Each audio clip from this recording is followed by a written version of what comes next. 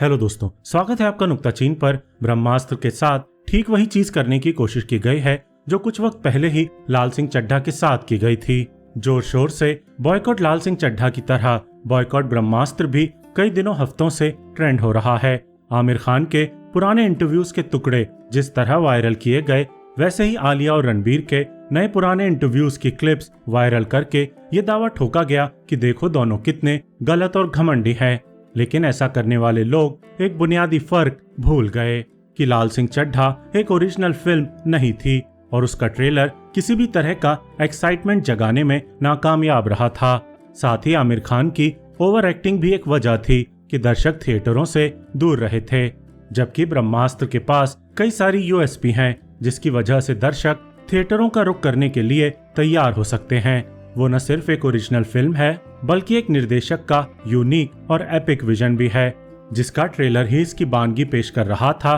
कि अयान मुखर्जी ने बड़ी मेहनत और लगन के साथ ये फिल्म बनाई है। इस पर हाल ही में आया प्री रिलीज प्रोमो तो और भी ज्यादा धमाल है और भी ज्यादा कर रहा है और इसे देखकर उम्मीदें स्काई रॉकेट हाई हो चुकी हैं कि आखिर बॉलीवुड की एक फिल्म एक उम्दा सिनेमैटिक एक्सपीरियंस साबित हो सकती है। इसी बुनियादी फर्क की वजह से एडवांस बुकिंग में ही ब्रह्मास्त्र ने फ्राइडे की रिलीज डे के 1 लाख टिकट ट्यूसडे तक ही बेच दिए हैं और वीकेंड के भी 2 लाख से ज्यादा टिकट ऑलरेडी बिक चुके हैं। कुछ ट्रेड पंडितों के अनुसार यह हिट फिल्म भूल भुलैया 2 के ओपनिंग डे कलेक्शन से ज्यादा कमाई भी करने वाली है और कुछ तो ये भी कह रहे हैं कि फ्राइडे का इसका कलेक्शन 20 से 25 करोड़ का आसानी से होगा।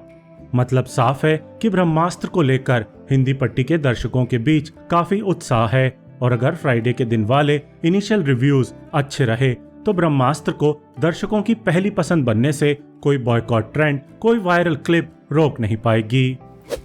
वैसे भी आप देखिए कि जो फिल्म हमारी इंडियन मिथोलॉजी में यानी कि भारतीय पौराणिक कहानियों में इतनी गहरे रची बसी है, उसे हम भारतीय होकर आखिर कैसे बॉयकॉट कर सकते हैं। हम हमेशा कहते रहते हैं कि अमेरिका के पास अगर फैंटेसी सिनेमा के लिए मार्वल डीसी कॉमिक्स के सुपर हीरोज हैं और ऐसे जीनियस फिक्शन राइटर्स हैं जो नैनाभिराम फंतासी आसानी से लिख सकते हैं, तो अकेली हमारी पौराणिक कहानियों में ही इतना दमखम है कि अगर कोई विजनरी इंडियन चाहे तो उस पर जबरदस्त सिनेमा बना सकता है। लेकिन अब जब अयान मुखर्जी पौराणिक कहानियों और अस्त्रों को रेफरेंस की तरह लेकर एक मॉडर्न और कंटेम्प्रेरी एपिक कहानी कहना चाहते हैं जो कि हिंदुस्तानी कल्चर और मिथोलॉजी में बेहद रूटेड है और Lord of the rings trilogy की तरह 3 हिस्सों में अपनी वृहद कहानी कहेगी, तो उसे देखने से पहले ही बतौर भारतीय हम आखिर कैसे उसके खिलाफ खड़े हो सकते हैं।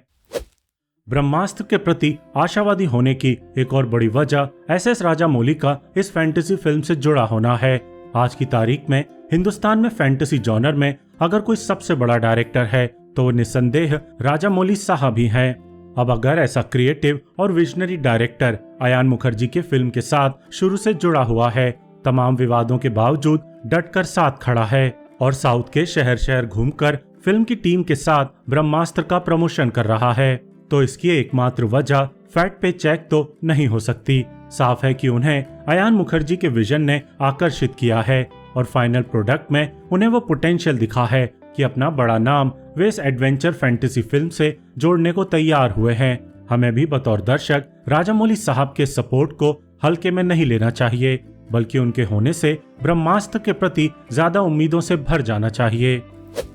हालांकि फिल्म को लेकर कुछ आशंकाएं भी हैं। बैकग्राउंड स्कोर रिच होगा कि नहीं होगा, 3D इमर्सिव एक्सपीरियंस देगा कि नहीं, गाने कुछ खास नहीं है तो कहीं फिल्म की रफ्तार में वो रोड़े न बन जाएं। और फिर जिन VFX से हम फिल्म के ट्रेलर और प्रोमो में खासे प्रभावित हो चुके हैं, उसकी फिल्म में कहीं अति न हो जाए और मार्वल की कई नई फिल्मों की तरह ब्रह्मास्त्र भी सिर्फ एक खोखला विजुअल स्पेक्टिकल बनकर न रह जाए, कहानी और स्क्रिप्ट के स्तर पर किसी तरह का खास रोमांच न जगा पाए।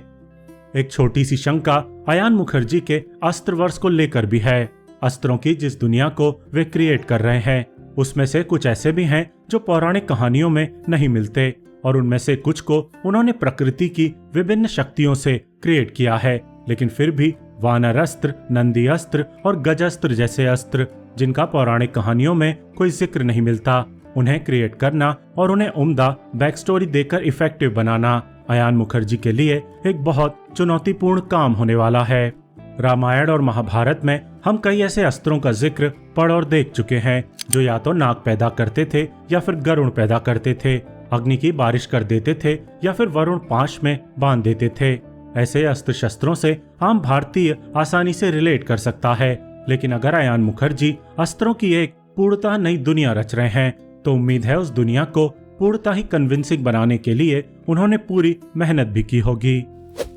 तो बस इतनी ही बातें करनी थी। अब फ्राइडे को देखते हैं कि ये फिल्म उम्मीदों पर खरा उतर पाती है या फिर अच्छे कंटेंट का जो सूखा थिएटरों में चल रहा है वो ही जारी रहता है और तमाम बज़ और उम्मीदों के बावजूद फिल्म आखिर में टाइम फिस से ही निकलती है। लेकिन जरा सोचिए, अगर ब्रह्मास्त्र सच में बढ़िया फिल्म निकली और जनता को पसंद आकर हिट भी हो गई तो इस ट्रिलॉजी की बाकी दोनों फिल्मों को लेकर क्या गजब का उत्साह, क्या गजब का यूफोरिया पैदा होगा। बाहुबली 2 और KGF 2 के लिए जनता जैसी बावली हुई थी वैसे ही ब्रह्मास्त्र 2 और 3 के लिए होगी और शायद तब हमारा बॉलीवुड भी वापस से अच्छे दिनों में लौट जाएगा। वीडियो देखने का बहुत बहुत शुक्रिया।